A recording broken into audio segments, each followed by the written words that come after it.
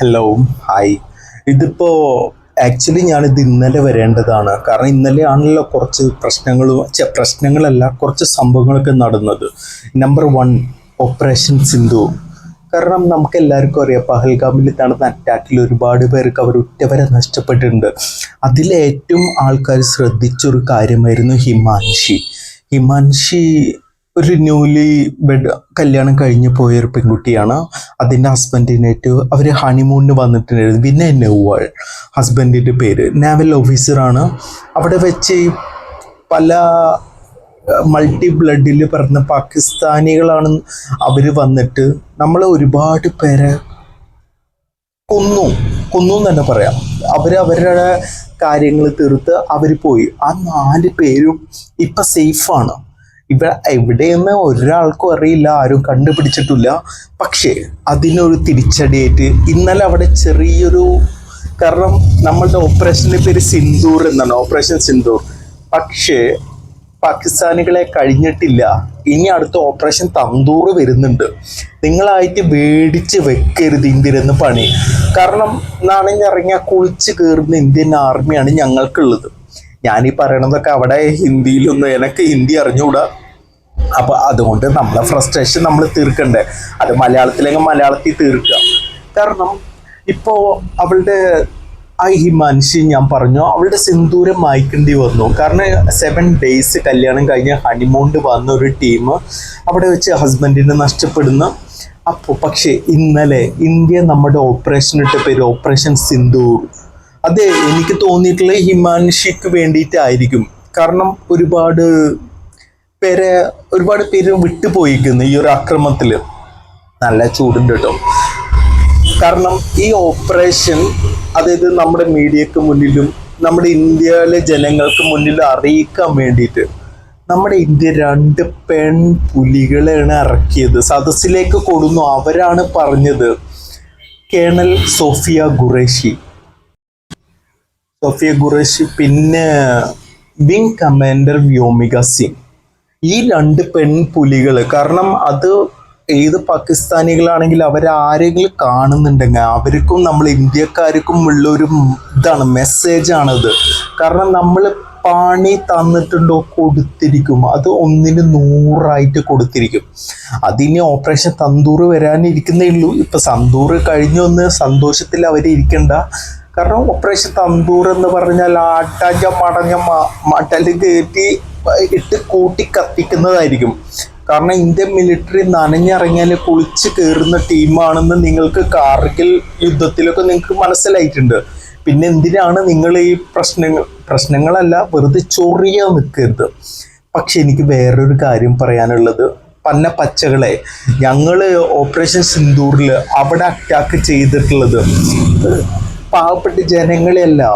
നമ്മൾ ചെയ്തത് അവിടുത്തെ ഭീകര കേന്ദ്രങ്ങളും അവിടെ നിങ്ങൾ പൊന്നു പോലെ വളർത്തുന്ന ഭീകരന്മാർക്കൊട്ടുള്ള പണിയായിരുന്നു ഓപ്പറേഷൻ സിന്ദൂർ. അല്ലാതെ നിങ്ങൾ മലമുകളിൽ നിൽക്കുന്ന അല്ലെങ്കിൽ സ്കൂൾ കഴിഞ്ഞ് പോകുന്ന കുട്ടികളെ, ആൾക്കാരെ വെടിവെച്ച് കൊല്ലലല്ല. പരമക്കളെ നിങ്ങൾ അതാണ് കാശ്മീരിൽ ചെയ്തുകൊണ്ടിരിക്കുന്നത്. അവിടുത്തെ പാവം ജനങ്ങളെ കൊന്നുകൊണ്ടിരിക്കണം. നിങ്ങൾ ഓർത്ത് വെച്ചോ, ഇന്ത്യൻ ആർമി ഇറങ്ങി 8 പണി തന്നിരിക്കും. അത് ഏത് പുന്നാര മക്കളാണെങ്കിലും ഓരോ ഇന്ത്യക്കാരെ മനസ്സിലും അതൊരു ചോരത്തുള്ളിയായിട്ട് മനസ്സിലുണ്ട്. അതുമാത്രമല്ല, നിങ്ങൾ നമ്മുടെ നാട്ടിൽ ഇന്ത്യയിൽ ചെയ്തു കൂട്ടിയ പല ആക്രമണങ്ങൾക്കെതിരെയുള്ള പണി ഓപ്പറേഷൻ തന്തൂറായിട്ട് അടുത്ത പണി മിലിറ്ററി നിങ്ങൾക്ക് തരും. ഞാനിതിലെന്താ പറഞ്ഞതെന്ന് വെച്ചാൽ, ഇപ്പോൾ യുദ്ധം ഓക്കെ പണി തരും. പക്ഷെ ഇതിൽ എൻ്റെ ഒരു അഭിപ്രായം മാത്രമാണ്, നയതന്ത്രപരമായിട്ട് നമുക്ക് നീങ്ങാം. കാരണം എന്താ വെച്ചാൽ, ഒന്നും അറിയാത്ത ഇപ്പോൾ ഇന്ത്യയിൽ പാകിസ്ഥാനിലെ പാക് ആക്രമണത്തിൽ 15-16 പേരോളം മരിച്ചിട്ടുണ്ട്. കാരണം ഇന്ത്യക്കാർക്ക് ഒരു കാര്യം ചെയ്യായിരുന്നു. കാരണം ഇങ്ങനെ ഒരു പ്രശ്നം വരുമ്പോൾ എവിടെയാണോ അറ്റാക്ക് വരാൻ പോകുന്നത് അവിടുന്ന് ജനങ്ങളെ മാറ്റി പാർപ്പിക്കായിരുന്നു. കാരണം പാകിസ്ഥാനിലൊക്കെ ആ പരിപാടി ചെയ്തിട്ടുണ്ട് എന്നാണ് എൻ്റെ ഒരു അറിവ്. കാരണം അവരുടെ വീട്ടുകാരെ, ഭാര്യയെ, ഉമ്മാനെ, ഉപ്പാനെ എല്ലാവരെയും അവർ വേണ്ട രീതിയിൽ സേഫ് ആക്കിക്കണം. എനിക്കെന്താ പറയാനുള്ളത് വെച്ചാൽ, ഇപ്പോ ഇതൊരു നയതന്ത്രപരമായിട്ട് നീങ്ങുകയാണെങ്കിൽ, കാരണം യുദ്ധം വേണ്ട എന്നല്ല ഞാൻ പറയുന്നത്, എന്നെ ആരും പാകിസ്ഥാനി ആക്കല്ലേ, യുദ്ധം വേണ്ട. ഞാൻ ഉദ്ദേശിക്കുന്നത് രണ്ട് വശത്തും വരാവുന്ന നഷ്ടങ്ങൾ, എന്ന് പറഞ്ഞാൽ കാരണം സൈനിക ശക്തിയിൽ പറയുകയാണെങ്കിൽ ഇന്ത്യയുടെ 7 അയലത്തിൽ പാകിസ്ഥാൻ എത്തൂല. പക്ഷേ പാകിസ്ഥാനും ഇതുണ്ട്, ആയുധങ്ങളുണ്ട്, മിസൈലുണ്ട്, എല്ലാം ഉണ്ട്. പരനാറികൾ ഒരു കൺട്രോളും ഇല്ലാണ്ട് ഓരോന്നെടുത്ത് പ്രയോഗിക്കാം. ആ പരനാറികൾക്ക് ഏറ്റവും വലിയ സപ്പോർട്ട് ചൈന അത്ര ചെറിയ പുള്ളിയല്ല. പക്ഷെ നമ്മൾ കാൽക്കുലേഷൻ എടുത്ത് നോക്കുകയാണെങ്കിൽ പാകിസ്ഥാൻ ആർമിയിലും മിസൈൽസ് ഉണ്ട്, ടാങ്കറുകളുണ്ട്, ആർമി ഉണ്ട്. കാരണം പിന്നെ തലയ്ക്ക് സ്ഥിരത ഇല്ലാത്ത കുറേ ജന്മങ്ങളും, തലയ്ക്ക് സ്ഥിരത ഇല്ലാത്ത ജന്മങ്ങൾ എന്ന് പറഞ്ഞാൽ ഒരുവിധം അല്ലാതെ ചിന്തിക്കുന്ന ടീമില്ലല്ലോ. കാരണം അവര് ഓരോ ഭീകരർക്കും അവരാണ് ദോശയും ഇഡ്ഡലിയും വെച്ച് കൊടുക്കുന്നത്, പോയിട്ട് അറ്റാക്ക് ചെയ്ത് ചത്ത് വരാൻ പറഞ്ഞിട്ട്. അങ്ങനത്തെ കുറെ അതാണല്ലോ ഇപ്പൊ കഴിഞ്ഞ ദിവസം നമ്മളെ ഓപ്പറേഷൻ സിന്ദൂറിൽ ഭീകര കേന്ദ്രങ്ങൾ, ഇപ്പോഴും ശ്രദ്ധിക്കണം, ഭീകര കേന്ദ്രങ്ങളാണ് നമ്മൾ അറ്റാക്ക് ചെയ്ത് പൊടിച്ച് കളഞ്ഞിട്ടുള്ളത്. അവിടെയുള്ള കുറച്ച് ക്രിമിനൽസും പോയിട്ടുണ്ട്. അവർക്ക് വേണ്ടി മയ്യത്ത് നിസ്കരിക്കാനോ കാര്യങ്ങൾക്കൊക്കെ വന്നത് മിലിറ്ററിയാണ് അവിടെ ഉണ്ടായിരുന്നത്. അപ്പൊ അതിന്റെ അർത്ഥം എന്താ? മിലിറ്ററിയും ഗവൺമെന്റും അത്രയും സപ്പോർട്ടാണ് ഈ പരനാറി മക്കൾക്ക് വേണ്ടിയിട്ട്. എനിക്കൊന്നേ പറയാനുള്ളൂ, ഇതിപ്പോ എന്താ വെച്ചാൽ ഇത് വീണ്ടും ഞാൻ പറയുന്നു, ഒരു നയതന്ത്രം എന്ന രീതിയിൽ പോയാൽ പച്ചകളെ നിങ്ങൾക്ക് ഓപ്പറേഷൻ തന്തൂർ നടത്തിയാൽ ഒരു ഇഞ്ച് പോലും നിങ്ങളെ ബാക്കിയെടുക്കാൻ കിട്ടൂല. കാരണം ഇപ്പോ നമ്മളെ 2 പെൺപുലികളെ കണ്ടല്ലോ, കേണലും വിങ് കമാൻഡറും 2 പേരുണ്ട്. ഞാൻ ഫോട്ടോസും കാര്യങ്ങളൊക്കെ സൈഡിൽ കാണിക്കോട്ടെ ഇങ്ങനെ പറഞ്ഞുകൊണ്ടിരിക്കുമ്പോൾ. അതിനർത്ഥം തന്നെ ആലോചിക്കുക. കാരണം ഒരാളുടെ സിന്ദൂരം നിങ്ങൾ മായ്ച്ചു കളഞ്ഞപ്പോൾ ആ മെസ്സേജ് ലോകത്തിന് കൊടുക്കാൻ വേണ്ടിയിട്ട് ഇന്ത്യ തയ്യാറാക്കിയത് 2 പെൺപുലികളെയാണ്, കാര്യങ്ങൾ പറഞ്ഞു തരാൻ വേണ്ടിയിട്ട്. ഇതിൽ പച്ചകളെ നിങ്ങളൊരു കാര്യം ചിന്തിക്കണം, വെറുതെ കയറി ചൊറിയാൻ നിൽക്കരുത്. ബുദ്ധിയുള്ളവർ ചിന്തിക്കും, ബുദ്ധി ഇല്ലാന്നറിയാം, എന്നാലും ജസ്റ്റ് ഒന്ന് പറഞ്ഞതേ ഉള്ളൂ. വീണ്ടും ഞാൻ പറയുന്നു, ഇന്ത്യ അറ്റാക്ക് ചെയ്ത് ഓപ്പറേഷൻ സിന്ദൂർ എന്ന പേരിൽ ഇന്ത്യ അറ്റാക്ക് ചെയ്ത് പാകിസ്ഥാൻ ഭീകര കേന്ദ്രങ്ങളെയാണ്. കിട്ടി മിണ്ടാണ്ട് പേടിച്ചിരുന്നാൽ നിങ്ങൾക്ക് നാളെ പറയാം, ഓക്കെ പാകിസ്ഥാൻ എന്നൊരു രാജ്യം ഉണ്ടായിരുന്നു എന്ന് പറയാനെങ്കിൽ കുറച്ചെങ്കിലും ബാക്കി വെക്കുന്ന കാര്യം ഞങ്ങൾ ഇന്ത്യൻസ് ചെയ്യും. അല്ലാതെ വെറുതെ കയറി ചൊറിയാൻ വന്നാൽ, വീണ്ടും പറയണം, ഞാൻ വീണ്ടും റിപ്പീറ്റ് ചെയ്യുന്നുണ്ടെന്ന് തോന്നുന്നു, ചൊറിയാൻ വന്ന പച്ചകളെ നിങ്ങൾ ബാക്കി ഉണ്ടാവില്ല. അത് ഇപ്പോൾ നിങ്ങളൊന്ന് ചിന്തിച്ചു നോക്ക്, പാകിസ്ഥാൻ ഇന്ത്യ, നമ്മളെ ഇന്ത്യൻ ആർമി അറിഞ്ഞൊന്ന് മൂത്രമൊഴിച്ച് കഴിഞ്ഞാൽ നിങ്ങൾ പാകിസ്ഥാൻ മുങ്ങിപ്പോവും. ഇപ്പൊ തന്നെ വെള്ളം ബ്ലോക്ക് ചെയ്തപ്പോൾ ഞങ്ങൾ ആണവായുധം പ്രയോഗിക്കും, അത് പ്രയോഗിക്കും, ഇത് പ്രയോഗിക്കും എന്ന് പറഞ്ഞിട്ടാണ് നിങ്ങൾ നിൽക്കുന്നത്. ഞങ്ങളിത് പൂരത്തിനും വെടിക്കെട്ടിനും വേണ്ടി വെച്ചിട്ടുള്ള അല്ല മിസൈലും കാര്യങ്ങളൊക്കെ.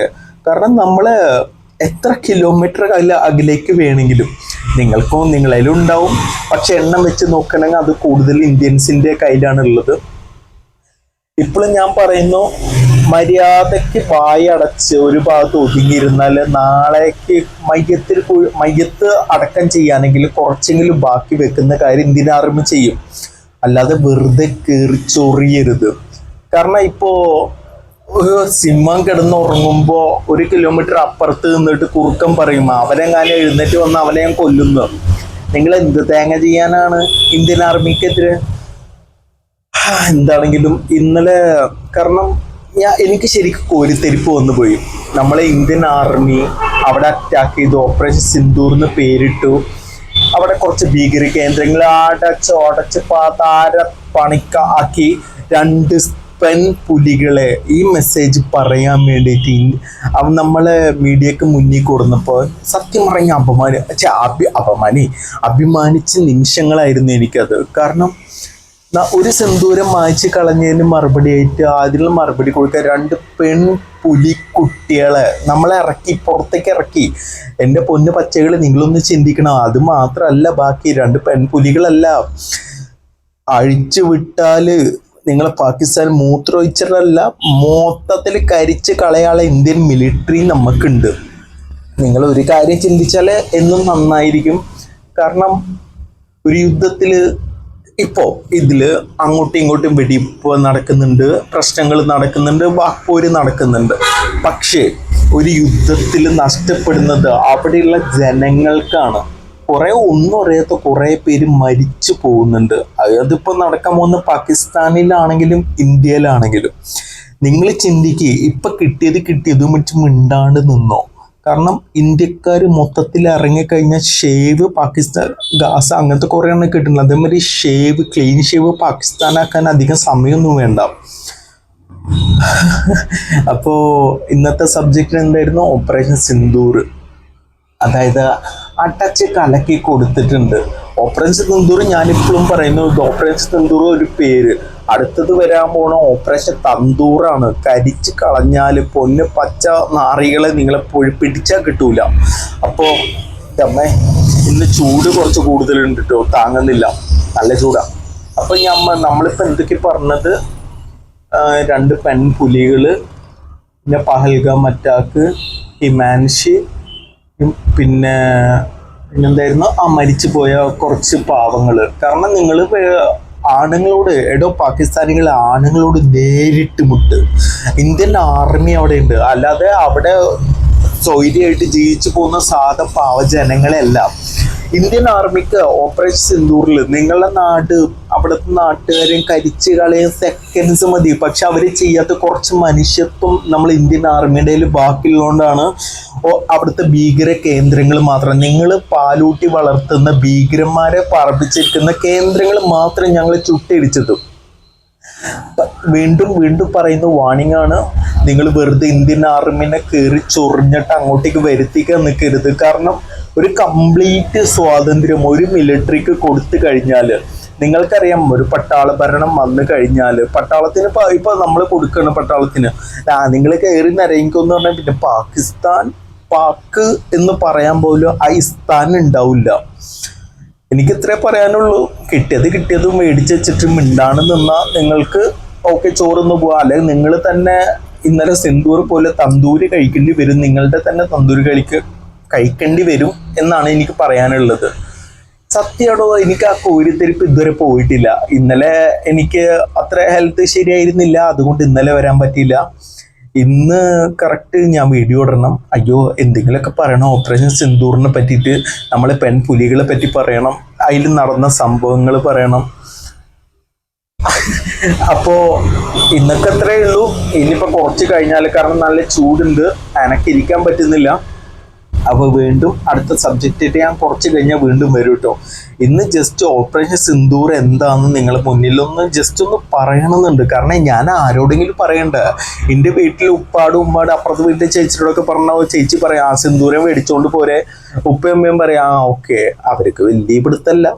അതുകൊണ്ടാണ് ഞാൻ നിങ്ങളുടെ മുന്നിലേക്ക് വന്ന ഓപ്പറേഷൻ സിന്ദൂറിനെ കുറിച്ച്. കാരണം ഇപ്പൊ എൻ്റെ പറച്ചിൽ എത്രത്തോളം നിങ്ങൾക്ക് മനസ്സിലായി കാണും എന്നറിയില്ല. കാരണം ഇന്ത്യയുടെ ഒരു അറ്റാക്ക്, കാരണം നമ്മൾ കാർഗിൽ യുദ്ധ സമയത്ത് ഒരു പേരുണ്ടായിരുന്നു, ഓപ്പറേഷൻ വിജയ് എന്നാണ് എൻ്റെ ഒരു ഓർമ്മ. അതുപോലെ തന്നെ ഓപ്പറേഷൻ സിന്ദൂർ. ഇപ്പോ ഈ ഈ ഓപ്പറേഷൻ സിന്ദൂർ ഉണ്ടല്ലോ, അതിന്റെ പേരിൽ കുറെ പേര് ചൊറിഞ്ഞോണ്ട് വരുന്നുണ്ട്. കാരണം നമ്മള് പിന്നിലുള്ളത് ഒരു കമ്മ്യൂണിറ്റി മാത്രമല്ല. അപ്പൊ ഓപ്പറേഷൻ സിന്ദൂറിൽ നിന്ന് എന്തുകൊണ്ട് പേരിട്ടു എന്നൊക്കെ പറഞ്ഞിട്ട്, നമുക്കൊരു പേര് വേണം, ആ പേരിന് അർത്ഥം വേണം, ആ ഹിമാൻഷിയുടെ കരച്ചിലിന് ഒരു അർത്ഥം വേണം. അതിനൊക്കെ കൂടിയിട്ടാണ് സിന്ദൂർ എന്ന് പേരിട്ടത്. ഇനി ബാക്കിയുള്ള ഓപ്പറേഷൻ തന്തൂർ അടുത്ത് തന്നെ വരും, പെട്ടെന്ന് തന്നെ വരും എന്ന് നമുക്ക് പ്രതീക്ഷിക്കാം. അപ്പോൾ ബാക്കി എന്താണ്? ഇത്രയൊക്കെ ഉള്ളൂ ഇന്നല്ല, ഇപ്പോ ഇത് മാത്രമേ ഉള്ളൂ. ഇപ്പോഴാണ് നമ്മളെ മെയിൻ വിഷയം ഓപ്പറേഷൻ സിന്ദൂർ. അപ്പൊ എന്താ പറയാ, നമ്മള് ഈ സമയത്ത് എന്തെങ്കിലുമൊക്കെ ട്യൂണൊക്കെ ചേർക്കണമെന്നുണ്ട്. പക്ഷെ ഇനിയും കോപ്പിറൈറ്റ് സ്ട്രൈക്ക് മേടിക്കാൻ വയ്യ. അങ്ങനത്തെ കുറച്ച് പരിപാടികളൊക്കെ യൂട്യൂബിലുണ്ട്. അപ്പൊ എന്താണെങ്കിലും ഓപ്പറേഷൻ സിന്ദൂർ പോലെ ഇനിയും ഒരുപാട് സന്തോഷിക്കാനുള്ള കാര്യങ്ങൾ നാളെയും മറ്റന്നാളും ഒക്കെ വരട്ടെ, നമ്മളെ ഹാപ്പി ആക്കാനുള്ള വരട്ടെ. പക്ഷെ എൻ്റെ ഒരു മനസ്സിലെടുത്ത് ഓപ്പറേഷൻ സിന്ദൂർ മാത്രമല്ല, ഓപ്പറേഷൻ തന്തൂറും പെട്ടെന്ന് തന്നെ വരണം. കാരണം ഇപ്പൊ തന്നെ ഒരുപാട് നിരപരാധികൾ കാശ്മീരിലൊക്കെ പാക് ഷെല്ലാക്രമണത്തിൽ, എന്തിന് നമ്മളുടെ ഒരു സൈനികൻ വരെ ഇന്നലെ മരിച്ചിട്ടുണ്ട് ഷെല്ലാക്രമണത്തിൽ. ഇതിനൊക്കെ തിരിച്ചു കൊടുക്കുമ്പോൾ പാകിസ്ഥാനിൽ എത്ര പേര് ബാക്കി ഉണ്ടാവും എന്ന് എനിക്കറിയില്ല. കാരണം തന്തൂർ ഉണ്ടാക്കുമ്പോൾ അധികം ആൾക്കാരും കരിഞ്ഞു പോകാനാണ് സാധ്യത. അപ്പോൾ എങ്ങനെയെന്ന് വെച്ചാൽ ഇപ്പം തൽക്കാലത്തേക്ക് കുറച്ചേ പറയാനുള്ളൂ. പിന്നെ ഇനി കുറച്ച് കഴിഞ്ഞിട്ട് ഞാൻ വരും കേട്ടോ. അപ്പോൾ ടാറ്റ, ബൈ.